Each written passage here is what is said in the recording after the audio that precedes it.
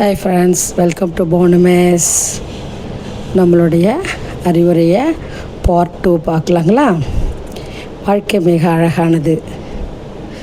அழகு இல்லையான்னு அவங்கவுங்க மனசை பொறுத்து அடுத்து பார்க்கலாம் அப்படின்னு சொல்லியிருந்தோம் இல்லைங்களா? இப்போ பார்க்கலாம் வாங்க. வாழ்க்கை மிக அழகானது. அழகு இல்லையா அப்படின்னு சொல்லி நீங்கள் சொல்கிறதுல தான் இருக்குது அப்படின்னு சொல்லியிருந்தோம் இல்லைங்களா?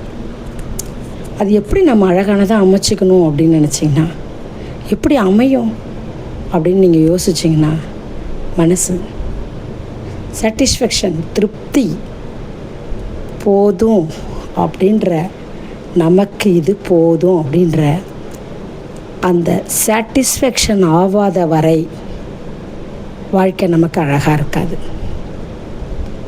இது நமக்கு போதும், இது நம்முடையது, நமக்கானது அப்படின்னு நம்ம மனம் எப்போ ஏற்றுக்குதோ, திருப்தி அடையுதோ, அப்போ தான் நம்மளுடைய வாழ்க்கை அழகாக இருக்கும்.